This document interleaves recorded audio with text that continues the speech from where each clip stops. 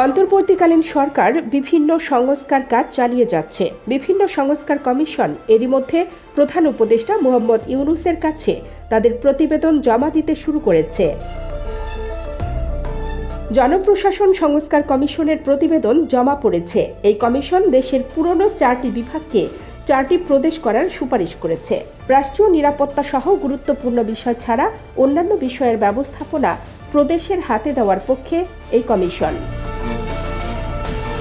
গত বুধবার প্রধান উপদেষ্টার কাছে সংবিধান, নির্বাচন, পুলিশ ও দুর্নীতি দমন কমিশন সংক্রান্ত সংস্কার কমিশন তাদের প্রতিবেদন জমা দিয়েছে। পূর্ণাঙ্গ প্রতিবেদন জমা না দিলেও ওই অনুষ্ঠানে জনপ্রশাসন সংস্কার কমিশনের প্রধান ও সদস্যরা উপস্থিত ছিলেন। তারা তাদের সম্ভাব্য কিছু সুপারিশের কথা তুলে ধরেন।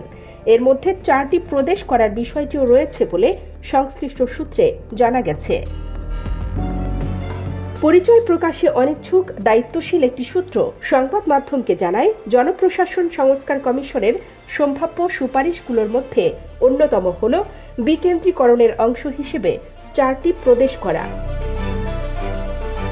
এই 4 প্রদেশ হল ঢাকা, চট্টগ্রাম, রাজশাহী ও খুলনা। তবে এসব প্রদেশের পরিচালনা কাঠামো কেমন হবে, কাজ কি হবে সেই ভাবনা এখনো জানা যায়নি। তবে দেশকে বিভিন্ন প্রদেশে ভাগ করার প্রস্তাব আগেও উঠেছিল।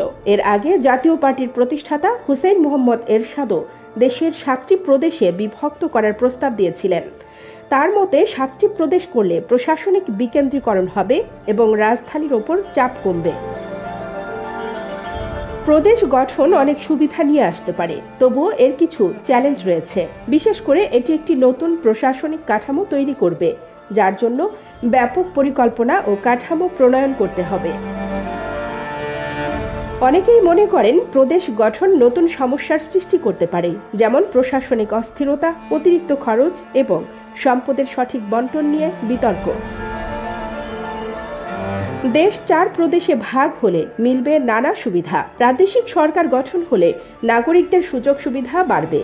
ছোট প্রশাসনিক ইউনিটগুলো প্রাদেশিক সরকারকে আঞ্চলিক বিষয়গুলোতে আরও বেশি নিয়ন্ত্রণের সুযোগ দেবে। ফলে স্থানীয় সমস্যা দ্রুত সমাধান হবে। এর ফলে প্রাদেশিক পর্যায়ে দ্রুত সিদ্ধান্ত গ্রহণ করা সম্ভব হবে, যা উন্নয়ন ও সম্পদ বরাদ্দে আরও কার্যকরী ভূমিকা রাখতে সাহায্য করবে। প্রদেশে বিভক্ত হলে দেশের অর্থনীতি, অবকাঠামো ও মানব সম্পদ আরও সমানভাবে বিতরণ করা যাবে, যা আঞ্চলিক বৈষম্য কমাতে সাহায্য করবে।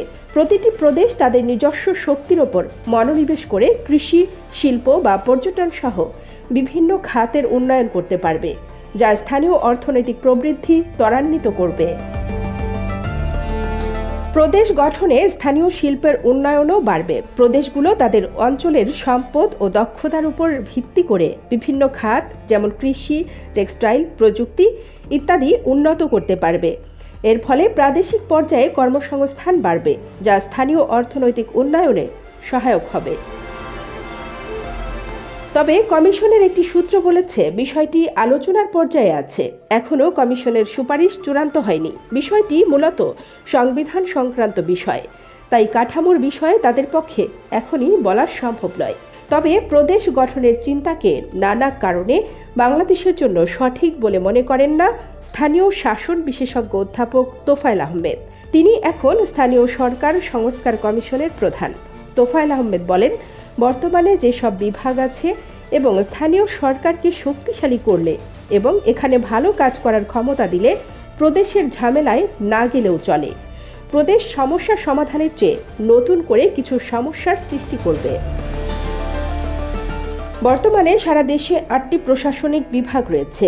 এগুলো হলো ঢাকা, চট্টগ্রাম, রাজশাহী, খুলনা, বরিশাল, সিলেট, রংপুর ও ময়মনসিংহ।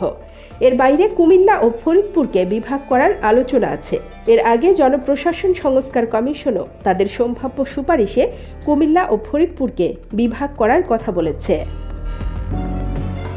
15 জানুয়ারি সংবিধান সংস্কার কমিশনের জমা দেওয়া প্রতিবেদনে যেসব সুপারিশ এসেছে তার মধ্যে স্থানীয় সরকার প্রতিষ্ঠানের স্বায়ত্ত শাসনের উপর জোর দেওয়া হয়। কানিজ ফাতেমা, নিপা, খবর সংযোগ।